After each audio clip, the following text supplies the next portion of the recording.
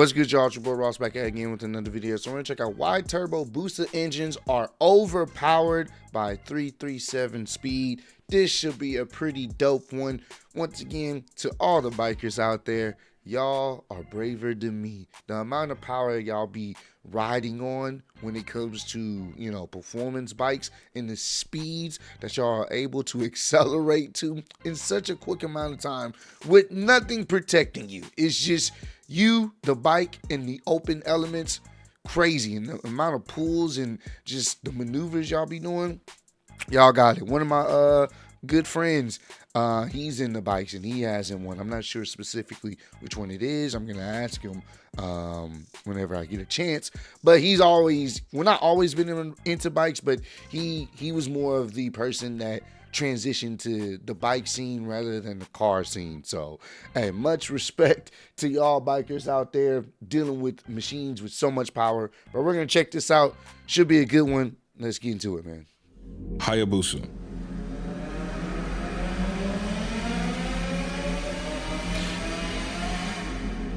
There was an unspoken challenge between Japanese motorcycle brands to create the world's fastest production bike. Kawasaki, Yamaha, Honda all would develop faster and faster renditions of their sport bike lineups. Suzuki, however, was determined to develop a purpose-built halo model, and it would be named the Hayabusa, a Japanese falcon that preyed on blackbirds in the wild. The Hayabusa's power plant could be summed up in 5 words: there's no replacement for displacement. It was a clean sheet design built purely to take the throne as the fastest bike in 1999 by being the most powerful, the torquiest, the most aerodynamic bike available. Today on Explain, we'll take a deep dive into the Hayabusa's engine and why it's the go-to choice to make ungodly amounts of power on 2 wheels. The 1980s were a time of rapid development for Japanese motorcycles. Performance was the most important metric to buyers. The UJMs, or Universal Japanese Motorcycle Design, lost its foothold to more niche sport bikes that were higher revving, lighter, more powerful, and ultimately faster. Ninja from Kawasaki. Kawasaki was privy to this market shift and introduced the GPZ 900R, marketed as the Ninja 900 in the States. It ditched the common 8-valve air-cooled inline-4 engines at the time for a liquid-cooled 16-valve inline-4 that produced 115 horsepower, and the Ninja could top out at 152 miles per hour, making it the fastest production bike at the time. I mean, that's still hella fast. The Ninja bro. would fire the opening salvos in a war of horsepower and top speed between Japanese motorcycle manufacturers for the next decade and a half. Suzuki would answer with the GSXR 1100, utilizing an oil and air-cooled dual red cam inline-4, making 130 horsepower and topping out at 160 miles per hour. Yamaha would get a piece of the action with the FZR 1000 X-Up and its 20-valve engines with radical camshaft grinds, and horsepower increased to 145 and topped out at 167 miles per hour. The Kawasaki ZX-11 would take the throne in 1990 with a 176 mile per hour top speed and hold the title of world's fastest production bike for 5 years. Honda would dethrone Kawasaki with its CBR 1100 XX Blackbird, which was named after the Lockheed SR-71, which was the fastest air-breathing manned aircraft, and the 2-wheeled Blackbird could go 179 miles per hour. The top speed wars would have Suzuki develop a bike that didn't follow the conventional format and would even define its own class. The power plant for this flagship Suzuki initially was planned in the 900cc range, but subsequently increased to 1100cc derived from the GSXR 1100, and then to 1298 cc's to meet performance goals. It retained the liquid-cooled dual-red cam 16-valve design of the 1100, but bigger 5.5mm larger cylinder bores, and the stroke was increased by 3mm. The twin-swirl combustion chamber design was carried over, but with larger intake valves and shallower 14-degree valve angle, which improved. I mean, 175 horsepower, obviously, like in a vehicle, standard vehicle, it's not that much. But when you're on a bike and it's just you, bro, you and the bike, jeez, dog. That's crazy power on a bicycle, bro. Not, I don't even want to disrespect on a, you damn near want to call it like a super bike at this point, bro. Like, man, I can only imagine the type of acceleration and speed you're able to make on these type of bikes, bro. Like just being out in the open, bro. Flow by providing a straighter flow path and reduced Much respect to y'all bikers out there, SRAD, man. or Suzuki Ram Air Direct Induction System, fed pressurized air into the intake, which the faster the air was moving, the more power the engine could produce. Even though it was fuel injected, it wasn't a technical marvel, but rather just bigger and could consume more air. Burning more fuel to that air equaled 175 crankshaft horsepower, which was around 10 more than the record-holding Blackbird. More than just power, the design of the Busa was critical for it to achieve the title world's fastest. The extensive aerodynamic testing in pursuit of having the lowest coefficient of drag led to the very unique silhouette of the Hayabusa. Even during the day, it was seen as grotesque in some regards, but it was a perfect example of form follows function. It was a 500-pound missile built to dethrone the CBR 1100 Blackbird, and it would do exactly that in 1999. The copper and silver Busas could reach a velocity of 194 miles per hour, recorded with radar, which solidified it as the world's fastest motorcycle in 1999. That's ridiculously fast, bro.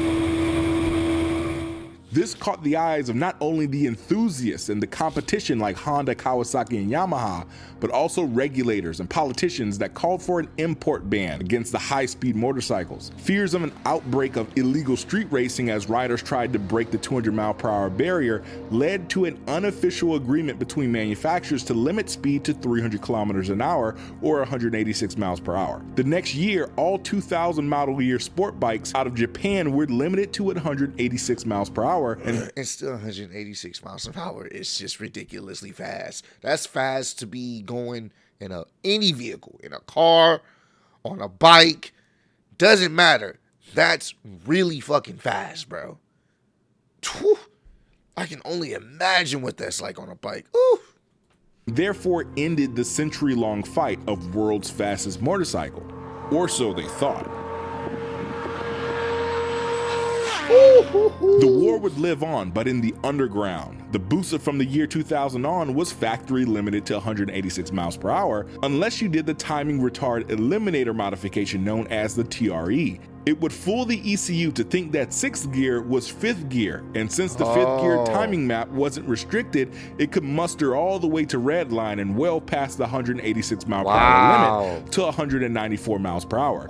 The gentleman's agreement ironically caused what it tried to prevent, faster and faster bikes, and soon with the help of some positive manifold pressure, the Busa would become even more ridiculous and lethal.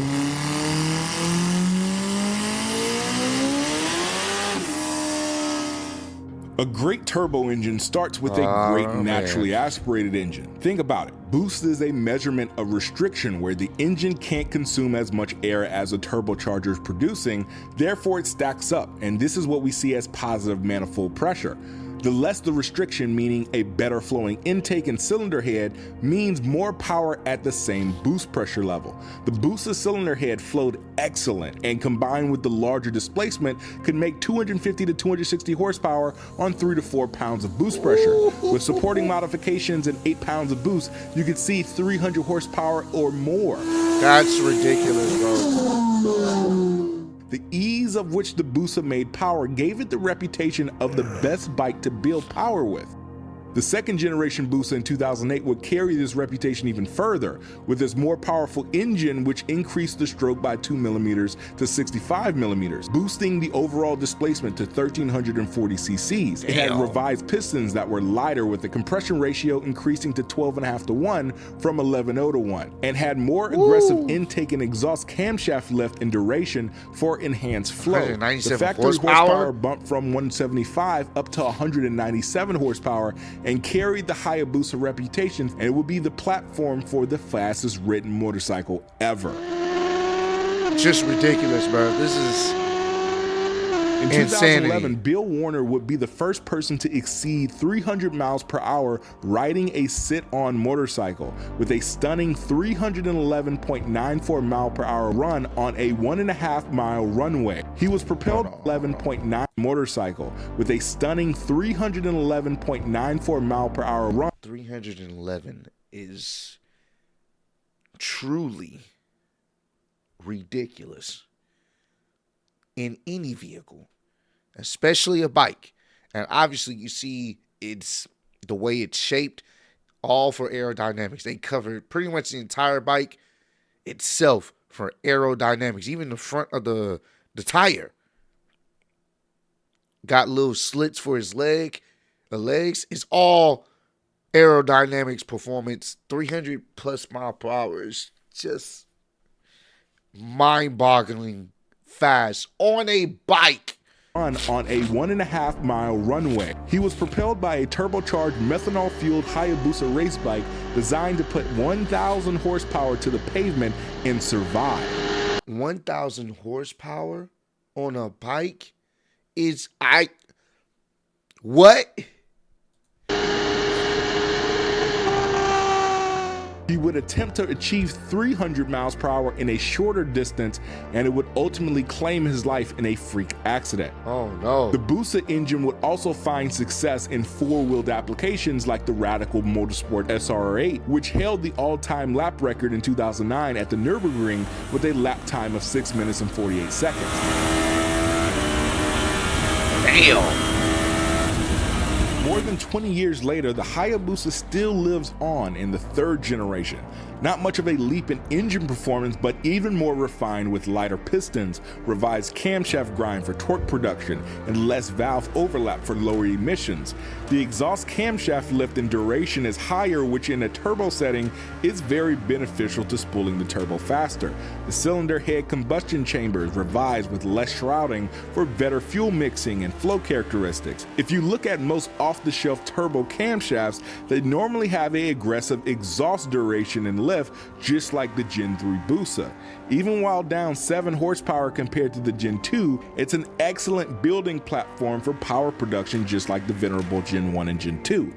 It is clear that the era of huge displacement halo bikes is coming to an end.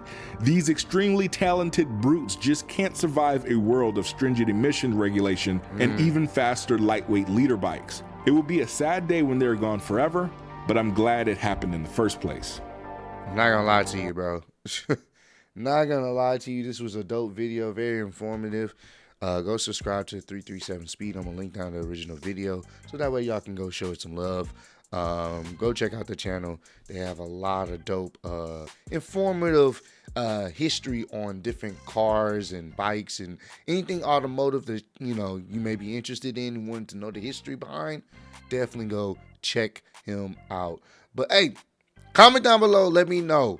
I want to know who all are the people that ride bikes in the comment section. Like my subscribers, if you're primarily a person who ride bikes, let me know down below. Let me know what model bike you ride or whatnot, and what's the fastest you've ever been on a bike. But I appreciate all love, support. Road to 20K, and I'll see you on the next one. Peace.